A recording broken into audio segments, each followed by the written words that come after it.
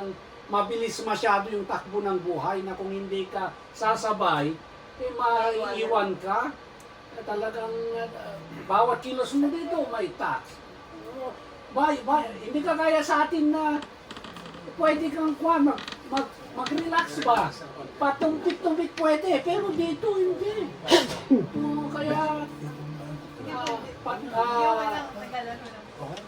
Kaya salamat lang sa Panginoon at patuloy na hindi tayo nagsasawa na lumapit sa Panginoon. Amen? Purihin ang ating Panginoon at salamat nga at na nakasama natin muli si Brother. Answered prayer. Yun yung answered prayer. Kaya salamat sa Panginoon dahil hindi, sa akin ito hindi lang answered prayer considered miracle nito sa atin. Miracle na dahil hindi tawag nito, hindi kumbaga yung hindi biro. Dahil alam naman natin yung mga kalagayan natin, medyo may edad na tayo. Sorry, naipasok ko naman na yung chinilas ko. It's okay. Ininis naman tayo. Ininis naman tayo, bro. Iniwan ko naman sa akin.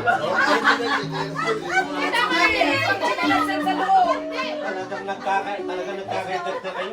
Kailang maglilinis naman tayo mamaya eh. Pag naman sila naman. Purihin ang ating Panginoon. Sino yung gusto pang mag-testimony? Magpatuto sa kabutihan ng ating Panginoon. Oo nga pala, testimony ko yung kay Jay. Salamat sa continuous na guidance and protection. Kasi nga, susundin niya yung kapatid niya sa school. Natapat siya doon sa bahay nung matanda na naman. 90 years old. Yan. Kasi yung driver's license na 1936. 90 years old yung nakabanta sa sasakyan niya. At salamat naman sa Panginoon at least paring Raya na ginamit ng Panginoon para tumulong doon sa issue na yun. At ang kwan lang naman, yung sasakyan lang. Ang importante doon yung kaligtasan ng tao. Kasi nung tumawag siya sa akin, sabi niya na I got an accident. Naku, parang nawalan na ako ng konsentrasyon. Siyempre. Nawalan na ako ng what happened? But I'm okay. Are you okay? Yes, I'm okay. And then, who's at fault? The old guy. Yun parang nahimas-masan ako kasi akala ko grabe. Tsaka driver's aisle, passenger side. Yeah. Salamat sa Panginoon dahil nga yung patuloy na protection sa atin. Yeah. Pati nga yung kapatid niya, yung panganay, sabi niya na nandun sa malapit sa akin. Sabi niya, na-aksidente raw ang kapatid mo. Sabi niya, bakit anong nangyari? Okay naman daw siya. Umalis ka na! Nervyos naman. Nervyos. Umalis ka na! Ang issue na naman doon, nasa dulo ako ng parkingan, tapos ang daming mga sasakyan. Hindi makalabas. Hindi makalabas, kaya tinawagan ko na naman yung safety.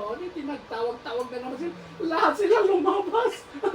Palabasin ka lang. Para makalabas lang. Kaya lang, salamat sa Panginoon dahil ligtas at safe yung kwan. And then one more thing, yung, di ba nakukwento ko sa inyo na may nagpapa-pray over doon. Before, Thursday ata yun, sabi niya sa akin na, Johnny, I had tawag dito, bad news. Why? What happened? Sabi ko, akala ko na naman yung between yung relationship na naman niya sa parents niya. Sabi niya, my cousin's daughter, they diagnosed her like a cancer. How old is she? Sabi ko, 13 years old. Sabi niya na Leukemia na naman. may bump daw dito na sinasabi daw May cyst. na parang nakuha lang niya dahil athlete siya sa pagbabalibol, parang muscle pain, parang gano'n. Eh, lately naman nang pinakita, cancer pala. May sis. Sabi niya sa akin, what do you want me to do? Sabi ko, can you pray for her? Oh, that's di- nice. Sabi niya sa akin, yes, why not? What is her name? Sabi ko, Cassandra. Di sinaran ko na naman siya, sabihin mo sa pinsan mo. Sabi ko sa kanya, sabihin mo sa pinsan mo, yung parents ng bata, na dahil alam naman natin na ang cases ng cancer is maski na may pera ka. Yeah. Hindi madadala yon ng buwan. Kaya sabi ko sa kanya, sabihin mo sa parents niya na ikubit nila sa Panginoon. Siniran ko about doon sa yung babae na inaagasan ng 12 years. Yeah. By her faith, naging whole siya. Mm. Kaya yun, tapos pinag-pray ko, yun na, kaya parang na-lesson yung Saka ang kagandahan doon, dahil nga alam niya na yung faith mo ay nagpapatulong na mag-pray. Kasi Yeah. alam niya na ikaw ay may ano. So at Yeah. least, it means makatanggap rin siya sa... Yung Pinoy naman, dun sa townhouse na Pilipino, nakatira doon, na na-diagnose ng colon cancer last 2 years. years ago. Wala na. Bigat. Talagang wala pang, wala Katrabaho siya sa TTC, Oo, Pilipina, Pinoy. Pinoy. Basi pa naman. 42. Meron tayong surprise visit. Sabi ko misis gusto raw sumama ni Pastor Randa. Yes, Walang problema. Kasi kumain na tayo, hindi na siya Walang O problema. di sige, mag-start na tayo. Start na tayo. Start na tayo. Baka isabay sila. Ay, hahalin na. Isasabay silang lahat kasi kagabi, Uwi na rin naman. uwi namin lahat. Sasabay ko silang lahat. Pag sinabi naman nandito si Brother Dante tsaka si Surprise visit. Sabi nyo na lang, inibito ko dahil despedita ko. Oh, yeah. Yan na naman kayo eh. Yan na naman Sabi lang ni Brother Dante, inulit ko lang. Why is there no freedom that you can choose? Hindi, mas maganda na yung Oo, kasi nga, despedida ni brother. despedida ng Gusto nilang makipagkita bago. Sabi ko pa naman may birthday ni Sister Rami. Okay, hinihinga natin yung Baka maging birthday na. Oh, di ba? Ano yung pagdiwang ang kabutihan ng ating Panginoon? Amen? Birthday natin ang kabutihan ng Diyos.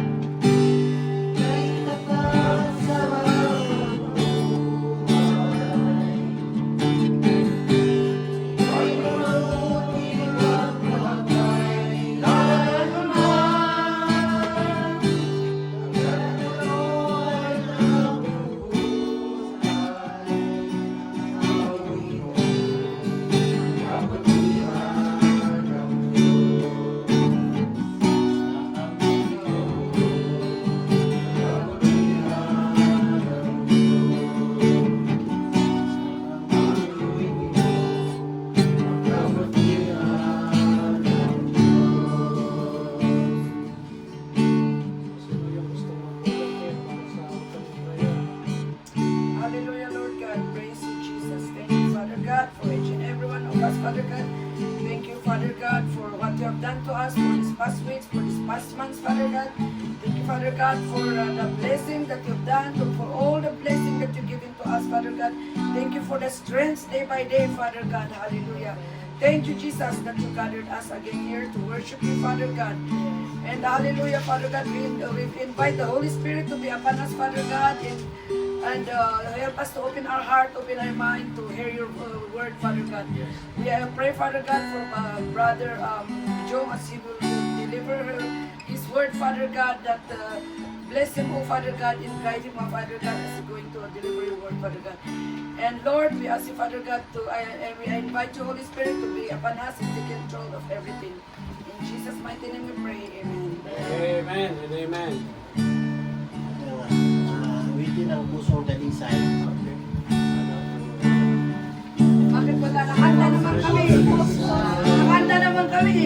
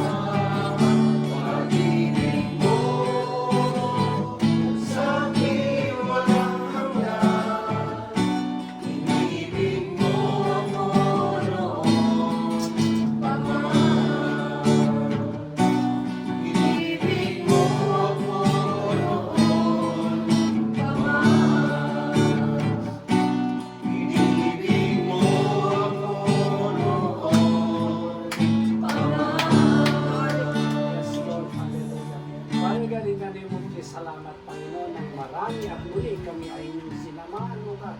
Yes, O God. Thank you, Lord, for the guidance and protection, O God, na parati mong pinagkakalap sa sitwasyon. Salamat din po, Panginoon, for meeting all our needs, O Hallelujah. Yeah, because alam po namin, Panginoon, na Ikaw ang aming Jehovah Jireh, O Hallelujah.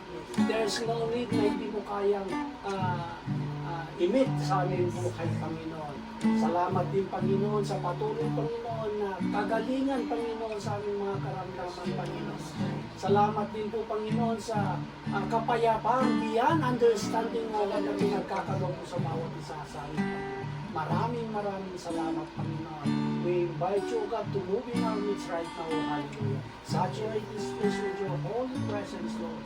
Yes, O God, maraming salamat, Panginoon, for the victory, Lord, na gagawin mo, na gagawin mo tonight, O hallelujah. Lord, and now, Panginoon, na matapos ang naging ito, Panginoon, na hindi namin matatanggap, Panginoon, ang mga blessings na i-deliver mo sa bawat isa sa amin, Panginoon. Ganun din po sa aming mga mahal sa buhay. Pangunahan niyo po kami, Panginoon. Holy Spirit, have your way. In Jesus' name we pray. Amen and amen. Yes, salamat mga kapatid. Maganda yung topic natin ngayon dahil Sister Sally, may kasama tayo si Brother Boy. Na-meet mo na siya. Brother Boy, yung babae nakapikot sa akin. Nangikot kayo dito, Brother Boy. Nakapikot ang shotgun, naka-shotgun. Napanganga si Brother.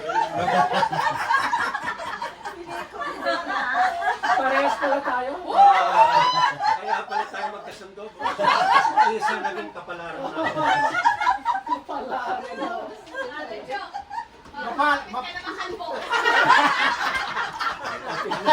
Bumabawi. Tulalaban na. Kasi last week, natira siya, no? Nadali natin last week. Bawin lang yan. Ibentay lang yan. Ang pag-uusapan natin tonight is patungkol sa relasyon ng husband and wife. Ha? Na pwede rin itong mai-apply sa relationship between friends. Pwede rin itong mai-apply sa relationship between kids, yung mga anak, at saka parents. Ha? At dito tayo magsisimula. Ha? Gusto naman na yata humiga. Pwede yata yung reklamo. Hindi, reclaim mo na lang. Okay, ano mo?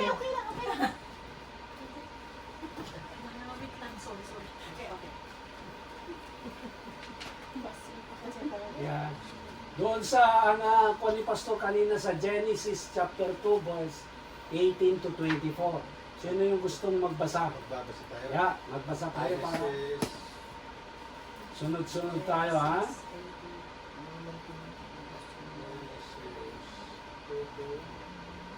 Genesis 2:18 to 24. The Lord God said, "It is not good for the man to be alone. I will make a helper suitable for him." And out of the ground the Lord God formed and beast to put the man from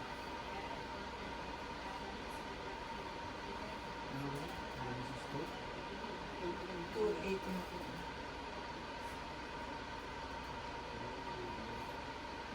And the other.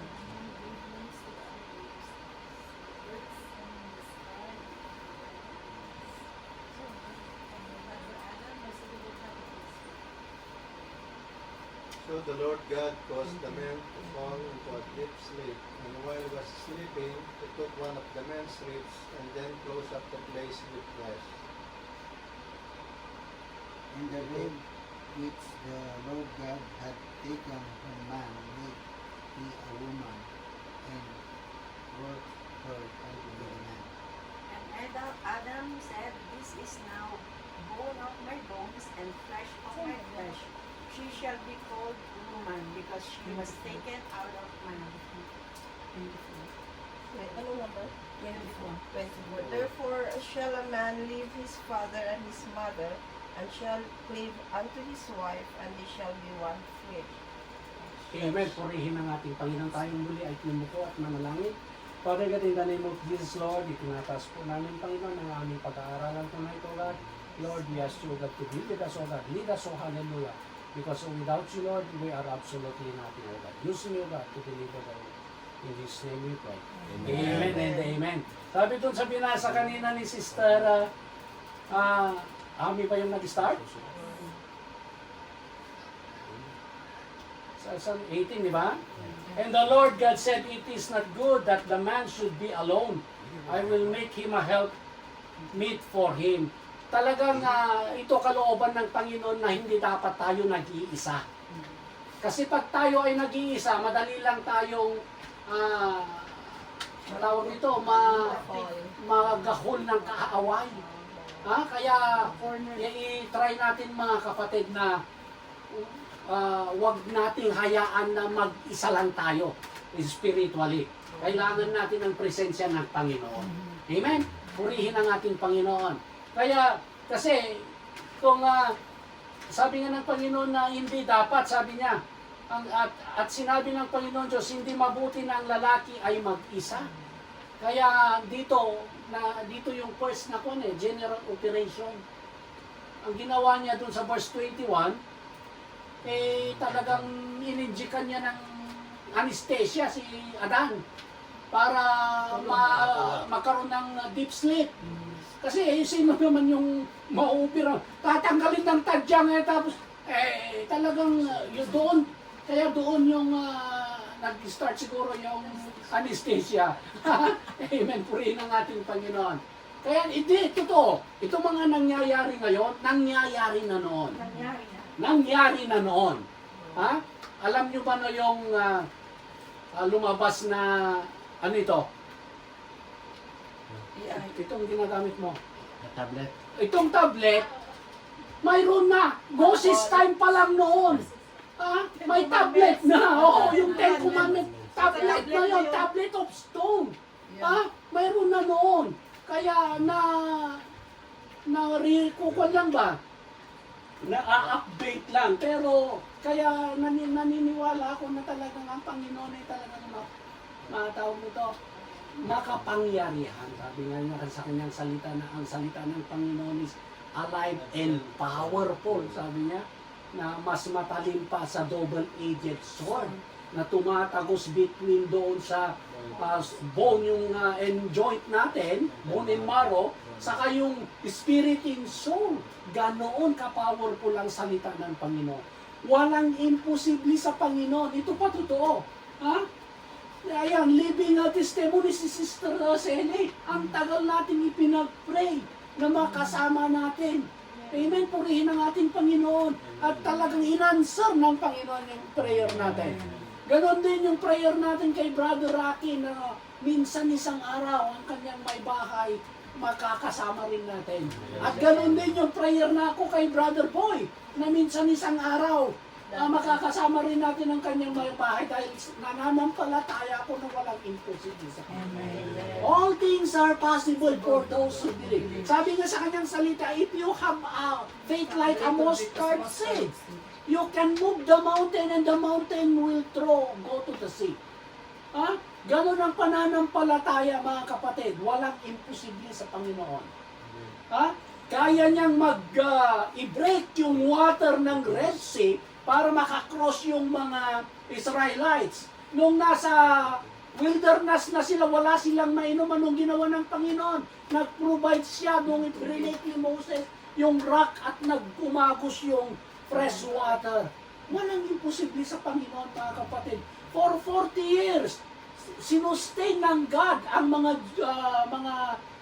Israelites with manna and quail. In 40 years, hindi sila nawalan ng saplot na pangbalot sa kanilang katawan. Manampalataya lang tayo sa Panginoon. All things are possible. Amen. Purihin ang ating Panginoon. Thank you, Lord.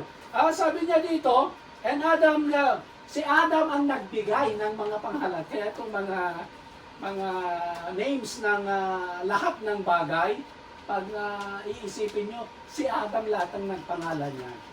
Dahil, raccoon si Adam yan. Squirrel si Adam yan, mga kapatid. Kasi sabi niya dito, and Adam gave names to all cattle, and to the fowl of the air, and every beast of the field. But for Adam ito pa rin, but Adam was not found help meet for him kasi wala pa si Eva noon. So sa verse 21, and the Lord caused a deep sleep to fall upon Adam. Ito na, nung nasaksakan na ito ng anesthesia at natulog si Adam, nagkaroon ng general operation, tinanggalan siya ng tadyang. At yun ang naging katuwang ni Adam. Amen? Sabi niya rito, and the rib which the Lord had taken from man, made he a woman, and brought her unto the man. And Adam said, this is now my bone and my bone, and flesh of my flesh, shall be called woman. Hindi wo, kundi woman. Kasi wo, yung W-O-E, is not a good word, right? Pero woman is like besides the man. Amen? Kaya parang si Sister Abby, is a woman. Amen? You're a Because woman. she's besides a man. Hindi wife, besides the husband. He said the gentleman. Yes. Therefore shall a man leave his brother and his mother, and shall cleave unto his wife, and they shall become one flesh. Kaya biblical yun mga kapatid, na tayong mga Pilipino, ang culture natin is close family ties, di ba? Alam natin nun, mga elementary pa lang, sinasabi na ang cultural trait ng Pilipino, close family ties, na maski na matanda na, nandoon pa rin sa poder ng magulang, kasi yun yung cultural trait natin. Subukan mong inuwala, kundi magagalit ang parents mo. Dito, wala pang 18 years old, gusto nilang umiwalay. Di ba? 18 years old, dapat nakaiwalay ka na. Kasi kung hindi, parang hindi hindi magandang tignan. Parang ganon dito. Pero sa atin, pero biblical yon. Kaya sabi niya doon na, therefore shall a man leave his father and his mother, and shall cleave unto his wife, and they become one flesh. Hindi yon kasalanan mga kapatid, kundi ito yung kalooban ng Panginoon. Bakit? Kasi doon sa later part ng salita ng Panginoon, ang para ma-avoid itong misunderstanding, yung wife is against doon sa kanyang mother-in-law, yung mother-in-law is against doon sa kanyang daughter-in-law, ganun din sa other side ng husband. Kaya ang Panginoon, sadyang napakagaling na ang Panginoon. Alam niya yun na darating yung time na talagang magkakaroon ng misunderstanding. Kaya si Abby lang ang pinakamamahal ng kanyang biyanan. Paano napagselos mo naman si Brother Dan? Pati rin si Brother Dan. Amen. Purihin ang ating Panginoon. Son-in-law naman ako doon. Kaya, ganun talaga. Biblical yun mga kapatid. Kaya yung mga, dahil parents na tayo at mag-asawa na yung mga anak natin soon, kung hindi pa yung mga anak may mga asawa na, normal lang yun mga kapatid. Huwag tayong magdamdam, huwag tayong maghinanakit na parents na, bakit di mo kami iiwan parang ganito? Because it's in the Bible. Alam ng Panginoon alam ng Panginoon kung ano yung mas mabuti. Amen? Purihin ang ating Panginoon. And then, ano yung second verse na sinare ni Pastor? Sa Ecclesiastes chapter 4, verse 19 to 12. Sino yung hindi bumasa kanina? Ecclesiastes. 4 to 19. Ha? Ecclesiastes 4, 19 to 21. 19. 21.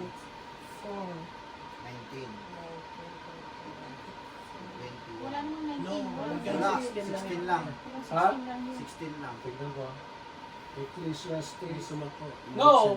Ephesians. May Ecclesiastes. Ecclesiastes before Ephesians. 9 to 12. Ha? 9 to 12. 9 to 12. 19 naman na yung nakalagay sa akin. 19 to 12. Who are better than one. Two Yeah. are better than one. Two are better than one because they have a good reward for their labor. For if they fall, the one will lift up his fellow. But woe to him that is alone when he falleth, for he had not another to help him up. Again, if two lie together, then they have heat. But how can one be warm alone?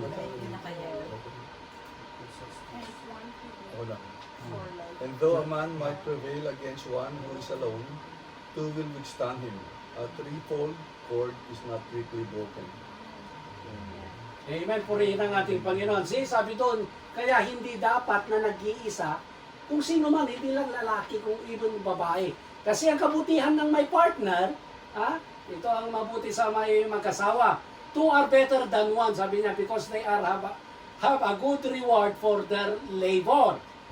Kung, sabi niya rito, for if they fall, one will gonna help. Paano na lang kung mag-isa ka at na-fall ka, di wala nang tutulong. Di ba? Yun yung advantage ng may kasama na hindi nag-iisa. Again, sabi niya rito, if two lie together, then they have heat. But how can one be warm alone? See? Pag dalawa kayo, na kunyari, nasa kailang kayo, ito yung survival.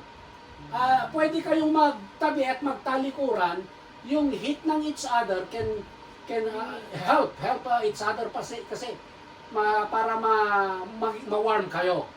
Pero kung mag-isa lang ang tao, sino magbibigay sa kanya ng body heat? Sabi niya dun sa 11. And if one prevail against him, two shall withstand him, and threefold cord is not quickly broken. Sa mag-asawa, kailangan talaga kasama natin ang ating Panginoon. Ito yung parati kong sineshare sa mga wedding. Na, kaya lang, yung last na wedding kasi na pinuntahan namin, siya yung nag-suggest. Kaya yun yung sinabi ko. Pero ito yung usually na sinasabi ko. Na ang relationship should be mayroong love triangle. Kasi in every shape, ang pinaka-strongest na shape is triangle. Kaya doon sa makikita nyo sa mga bridges, yung mga hanger nila is form nila triangle. Kasi ito yung pinaka-strongest na shape. Kaya in relationship between man to wife, husband to wife, or parents to children, or friend to friend, kung ipapagitna mo yung Panginoon, magiging triangle yung relationship you, and you will have a strong relationship. Amen? Between man and husband at kasama ang Panginoon, dumating man ang pagsubok, mga kapatid. I-shake kayo niyan, pero hindi kayo hahayaan ng Panginoon na ma-fall. Kasi bago pa lang kayo ma-fall, ihawak-hawak na tayo ng Panginoon. Amen? Purihin ang ating Panginoon. Yun yung binasa natin. And then, anong susunod na verse? Doon sa Ephesians chapter 5, verse 21 to 23. Sister Blessing. Ephesians chapter 21 to 23. Submitting to one another out of reverence for Christ. See? Sino yung susunod?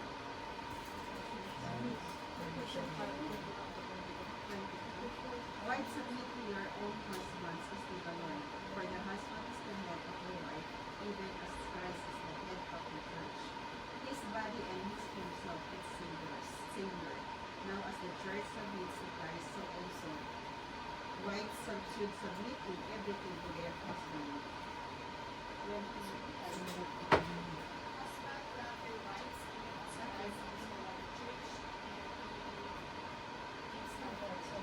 Amen. Purihin ang ating Panginoon. Sabi dun sa book of Ephesians, sinabi ni Apostle Paul dun sa mga taga-Efeso na sabi na i-submit nyo yung selves nyo one to another. Hindi dito sa mag-asawa o kaya even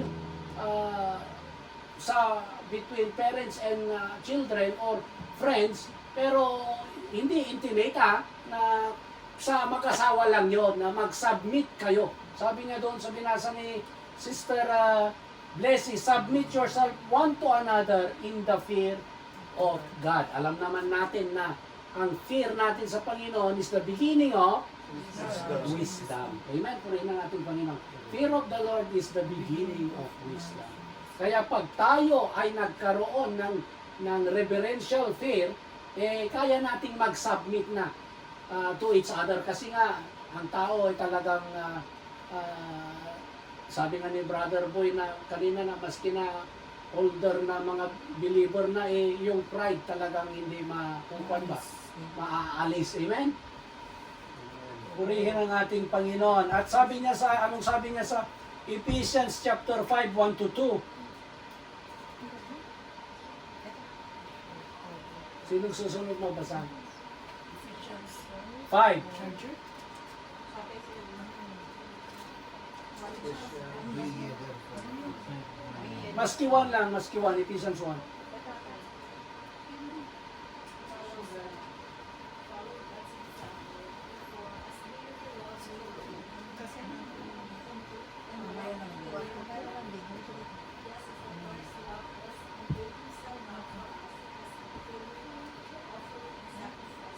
Amen, purihin ang ating Panginoon. Tayong mga tawag dito, magka-couple o kaya between relationship sa parents to sa mga anak, sabi niya rito na be you therefore followers of God as dear children. Sabi niya rito, and walk in love as Christ also had loved us and had given himself for us, an offering and sacrifice to God for a sweet-smelling savor, sabi niya. Sabi rito na, be you therefore followers of God. Tayo ay, kung gusto nating magkaroon ng healthy, masaya, at maligayang relasyon, sumunod tayo sa ating Panginoon. Kung ano yung kalooban ng Panginoon, yun ang sundin natin. Amen? Kaya, and then sabi niya, and walk in love. Dahil ang Panginoon is God. God is love. Amen? Mag-walk tayo kasama ang ating Panginoon. Dahil hindi niya tayo kahit kailan iiwan at pababayaan. Amen? I will never leave you nor forsake you, sabi ng Panginoon. Kaya kung pwede, sabi rito, iwasan kung maaari ang di pagkakaunawaan bilang mag-asawa. Sabi niya doon sa Ephesians chapter 6 verse 12. Anong sabi doon? Brother Riddell. For we wrestle not against flesh and blood, but against principalities, against powers, against the rulers of the darkness of this world, against spiritual wickedness in high places. Amen. Purihin ang ating Panginoon. See? Dahil wag tayong, dapat sa relasyon, magbigayan tayo. Hindi maganda yung, ako, me. Sabi no, ano yung kwan? Don't me. Yung may hinuli sa Manila, na driver laseng. English ng English. Sabi niya doon sa muling pulis, don't me, wag ako. Don't me. Talagang yung alak, espiritu ng alak talaga, pa-Englishin ka. Tawag ka kami ng tao ni, sabi, nasa camera pa naman ng news. Sabi niya, don't me. Wag ako.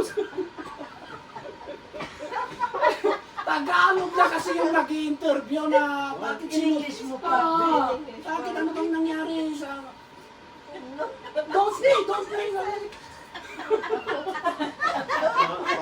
Bro, okay naman. Mamimimata yung asawa ko. Tama na sa minute. Purihin ang ating Panginoon. Sabi magbigayan tayo. Sa anumang relasyon, mga kapatid. Two-way. Oo, dapat mutual yung kwan. Two-way. Hindi pwede yung One way lang. siya na lang na siya, o kaya ikaw na lang ng ikaw, hindi pwede. Dapat,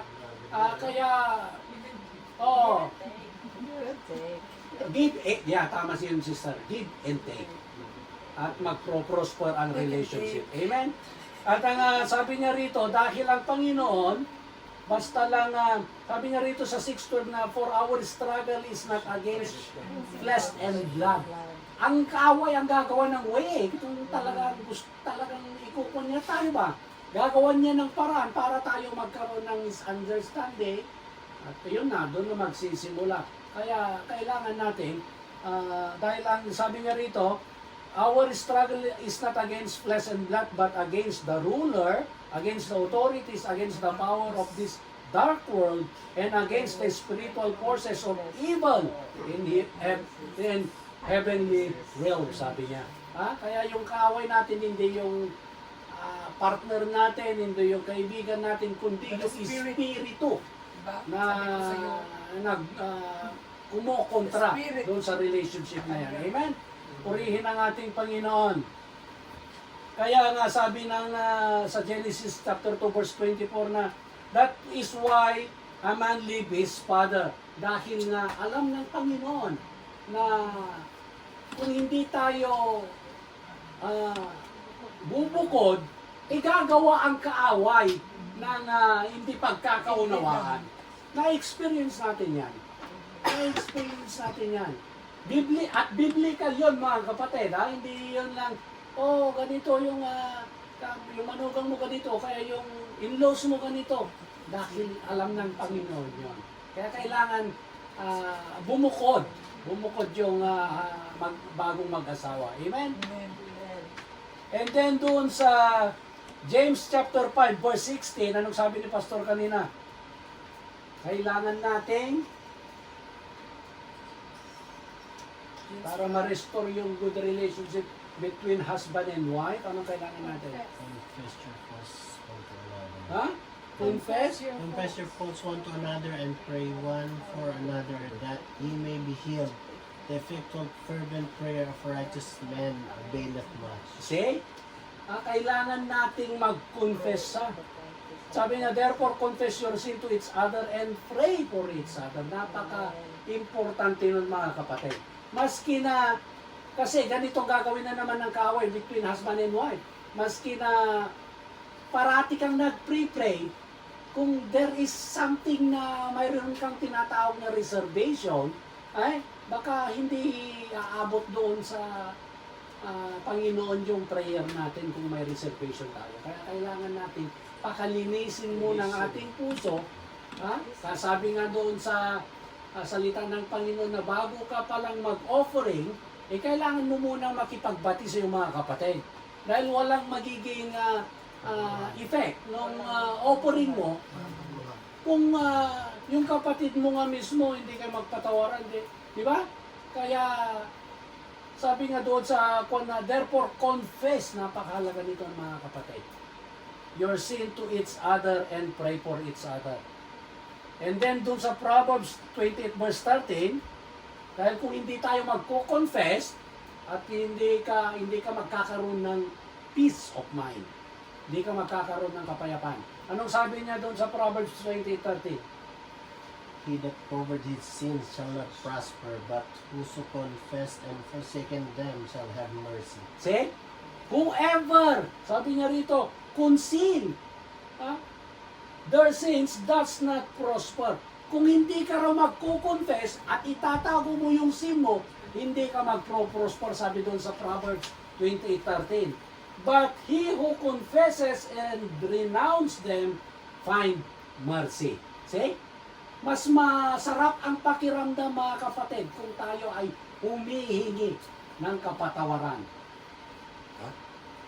Okay ka lang ba? Mainit? Yeah. Purihin ang ating Panginoon. And anong bilin ng ni Apostle Paul doon sa mga taga-Colossians in Colossians chapter 3 verse 19 sa mga mag-aasawa? Ano sabi niya doon? Colossians 3:19. Husband, love your wives and do not be bitter toward them. Kaya purihin ang ating Panginoon. Husband, sabi niya rito, mahalin mo ang iyong asawa. Do not be bitter against them. Amen? Magmahalan. Hindi lang husband, even wife. Wife, love your husband. Amen? Purihin ang ating Panginoon. Sabi rito, in Ephesians chapter 4 verse 32, kailangan natin Forgiving one another. Pwede po makinig sa one another. Forgiving one another as in Christ did for you, God for you. See? Husband and wife, hindi lang love your partner, kundi be kind to one another.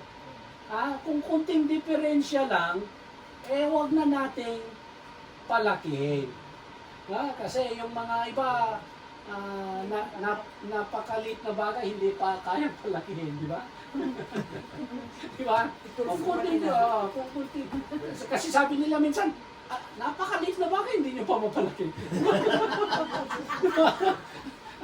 Kung kunting diferensya lang, mag-give and take na, sabi ni Sister Juan, para ma-restore yung magandang relationship. Amen? Sa anumang relation. Kaya sabi niya, wag na wag tayong magbibitaw ng masasakit o masasamang salita kasi lahat ng lumalabas sa ating bunganga ay kung ano ang nilalaman ng ating puso. Yun ang sabi niya doon sa Luke chapter 6 verse 45. Anong sabi niya doon? 6:45. The good person out of the good treasure of his heart produces good, and the evil person out of his evil treasure produces evil. Amen po For out rin. of the abundance of the heart, his mouth speaks. Yeah, amen po rin ang ating Panginoon. Kung ano raw yung nilalaman ng puso ng tao, iyon yung lalabas at lalabas. Amen? Kasi walang puno na, kunyari, ang puno ay mangga yung bubunga niya. The abundance of heart, the mouth is speaking. Amen? Purihin ang ating Panginoon. Kaya, in a relationship, wag na wag tayong magbibitaw ng masasakit na salita kasi talagang yun yung nakakasira dun sa relasyon. Forgive one another. Sabi nga doon sa binasa natin, di ba? And be kind. Be kind to one another.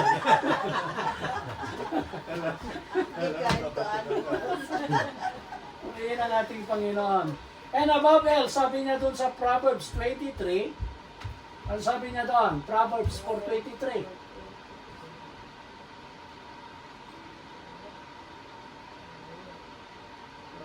Keep your heart with all vigilance, for from it flow the springs of life.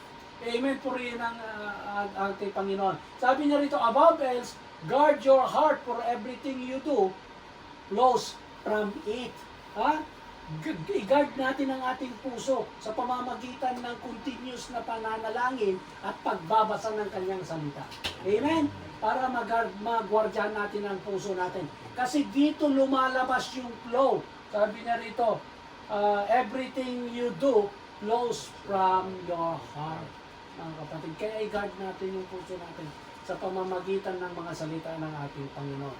Kaya mapalad tayo kung di tayo nakikinig sa mga payo ng iba. Sabi ni dapat kung mayroon tayong mga suliranin, sabi ni Pastor, huwag tayong hihingi ng counsel doon sa mga hindi mananampalataya. Amen?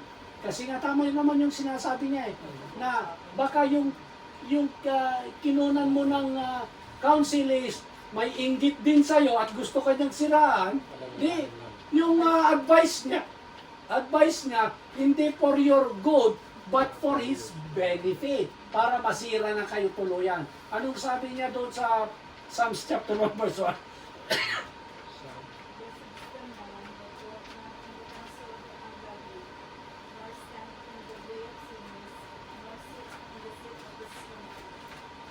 Amen po rin ang ating Panginoon. Mapalad daw ang mga tao na hindi nakikinig. Ano sa Tagalog sabi niya? Sa payo ng ungodly. Sabi niya, nor stand in the way of the sinner, nor sit in the seat of the scornful. Mapalad, sabi niya, blessed ang mga tao na hindi nakikinig sa mga counsel ng hindi mananampalataya.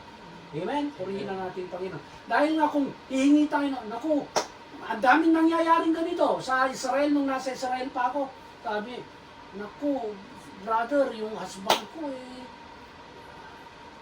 may kabit daw sa Pilipinas. Kung yung napagkwentuhan mo hindi mananampalataya, di magkipagrelasyon ka rin dito. Para see? Kaya mapalad, blessed, sabi doon sa binasa ni kapatid na is the man that walk not in the counsel of the ungodly. Bagkus sundin na lang natin ang utos ng o charge ng Diyos sa atin. Dito na tayo mag-i-end. Sa Matthew 28 verse 19. Go. Go and spread. So therefore, and teach all nations, baptizing them in the name of the Father, and of the Son, and of the Holy Spirit. Amen. Purihin ang ating Panginoon. Yun na lang ang gawin natin. Go spread the gospel. Instead na maghingi tayo ng counsel doon sa mga ungodly, mag-spread na lang tayo ng itong counsel ng ungodly in real time sa kapanahonan natin. Ito yung mga tinatawag na marites.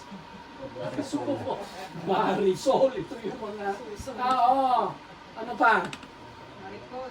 Maricon. Ito yung mga marites.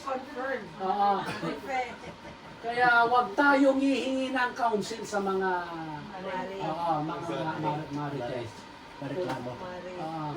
Kundi doon na lang tayo hingi ng counsel doon sa mga alam natin na may norma o malusog na relationship sa ating Panginoon. Dahil alam natin na pag ganun yung hiningan natin ng counsel, hindi niya tayo hahayaan na mapaniwara. Ha? Purihin ang ating Panginoon. And then sa last, sabi niya, go therefore, ito ang charge sa atin ng Panginoon, is spread the gospel and baptize them in the name of the Father and of the Son and of the Holy Spirit. Amen. Purihin ang ating Panginoon.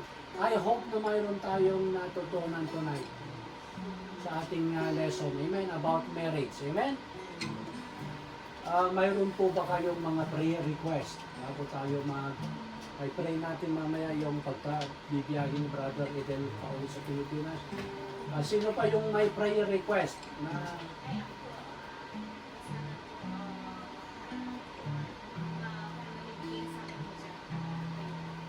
Amen. Purihin ang ating Panginoon. I-claim mo na, sister. Yeah.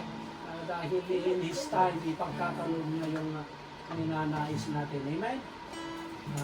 Tayo muna ay umawit ng isa pang awit papuri sa ating Panginoon bago tayo mag-closing prayer.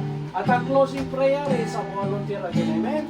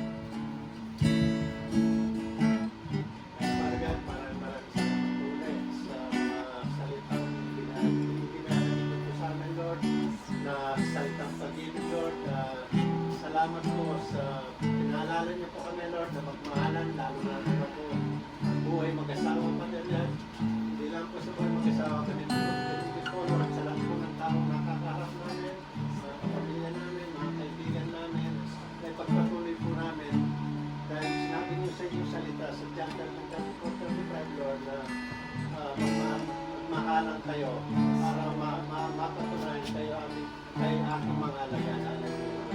Lord, salamat din po sa mga biyayang patuloy niyo po mga biyayang pinaparami niyo po sa amin, Lord. Ang dalangin po namin, Lord, na tulungan niyo po kami yumaman, Lord, sa mabubuting gawa. Makagawa po sana kami, Lord, sa mabubuting gawa sa mga nakakaharap namin, Lord, nakakaharapin, Lord, mga God. Lord, ganun din po, Lord, tinatas ko po ang mga immigration papers po, Lord, na namin, mga nandiri po, Lord, na umaasa. Kiniklaim po namin, Lord, pero kami din naniniwala kayo po. Sa inyo po yung tamang oras para God. Sa inyo yung time para God. Alam po namin ito yung bibigay niyo po ng kasagutan para God. Lord, maraming salamat po, Lord. Inuulit po namin ang kasasalamat na pinalik niyo po, Lord, dito sa liwanag si brother po, Lord God. At dalangin po namin, Lord, na tuloy niyo po ang pagdadala niyo sa kanya rito para God. At Lord, tinatas ko po lang bawat isa na ibigay na lang po kanilang mga sinitisar po na kanilang mga puso para God. Yan po namin tinatas ang alam po ng anak na si Jesus.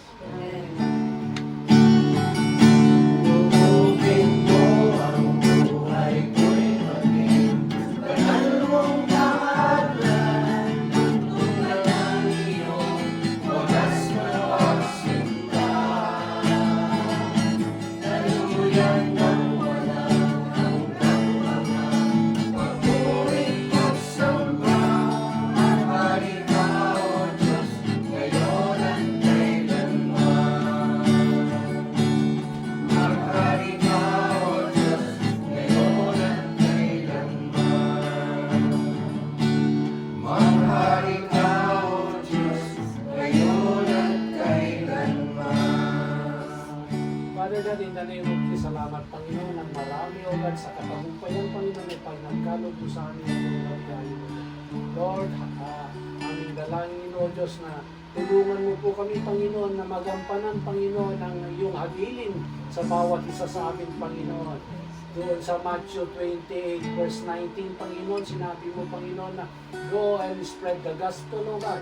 Dahil without you Lord, hindi po namin ito magagawa Panginoon. But with you, all things are possible, O hallelujah. To spread the gospel to all nations, O God, and baptize them in the name of the Father and of the Son and of the Holy Spirit, O God. Maraming salamat Panginoon. Lord, we pray, O God, that you're gonna stretch your hand also to Brother Rocky Panginoon na hindi namin nakasama tonight Panginoon. Pagpalain niyo sila Panginoon sa puman ng kanyang mga mahal sa buhay, O God. Ganun din po, Panginoon, ang family ni Brother Boy. We pray, O God, that you're gonna bless them also, Panginoon, sa lahat ng aspect ng kanilang buhay. Patuloy na ilayo mo kami, Panginoon, sa lumang sakit, kapahamakan at disgrasya, God. At aming dalangin, O Diyos, sa aming pansamantalang paghiwalay na nawa, igawad mo sa amin, Panginoon, ang iyong protection, Panginoon, lalong-lalo na sa aming pagbibiyahe, Panginoon, sa aming uwian. Dalhin mo po, Panginoon, ang aming pangyapak ng ligtas at payapa sa aming mga tahanan, Panginoon. Maraming salamat, Panginoon. At ang sinasabi ko sa isa, sinasabi ko sa lahat, na ang pag-ibig ng Diyos at ang patipipisan ng Banal Espiritu at biyaya ng ating Panginoong Jesucristo ay mapa sa ating lahat ngayon at magpakailanman. At ang lahat ng anak ng Diyos ay magsabi na, Amen. At ipag-pray rin natin ang pagbibiyahe ni Brother Bro, dito ka, bro, para mai-call ka namin. I-extend natin yung kamay natin kay Brother Edel sa kanyang pagbibiyahe. Father God, in the name of Jesus, Lord, we lift unto you, Brother Edel, sa kanyang pagbibiyahe, papalik sa Pilipinas, Panginoon, for a purpose and plan, hallelujah. Alam po namin, Panginoon, na matagal na po nila itong heart desire, Panginoon, na magkaroon, Panginoon, ng tutuluyan, Panginoon, sa Pilipinas, O God. Lord, we pray, O God, that you're gonna guide them, Panginoon. Nawa, Panginoon, tulungan mo sila, Panginoon, na maghanap, Panginoon, ng mga taong gagawa, Panginoon, ng naaayon, Panginoon, sa iyong kalooban, O hallelujah. At patuloy nawa, Panginoon, na ang iyong light patuloy na magliwanag, Panginoon, sa kapatid na ito, O God, para makita ka sa kanyang buhay, O hallelujah. Thank you, Lord Jesus. Lord, we pray, O God, that you're gonna bless also his street, Panginoon, Nawa, Panginoon, panghawakan mo, Panginoon, ang lahat ng kanyang sasakyan, Panginoon. Panghimpapawid man ito, Panginoon, o panglupa, Panginoon. Let your guidance and protection, O God, be upon him, O hallelujah. Sampu man, Panginoon, ang kanyang mga makakasabay, O hallelujah. Maraming salamat, Panginoon. All these things we pray in Jesus' name. Amen. Amen. Yes. Salamat, bro. Thank you, bro. Bon voyage. Kain na. O ito, pinat. Kain na ng pinat. O, salamat mga kapatid. Kain na tayo. Kain na. Ginutom niyo kami. Ginutom niyo kami. Naghintay sa inyo eh. Bali Sunday din bro, Sunday na madaling araw. Pero Saturday, check in lang mo. 10 o'clock check, then 1 o'clock ang flight. Kailan Saturday ka? Saturday ako. Saturday night na sa Madaling araw. 1 a.m. ang flight. Yung kapatid ko rin pabalong na dito. Anong airline bro? Iba eh. Taiwan. Taiwan. Para 11 a.m. nasa Pilipinas. Sa Clark ka. Tama, oras na tulog yung Oo. Tama ka, Clark. Nung nataray ko, Clark, hindi na ako nag-Manila.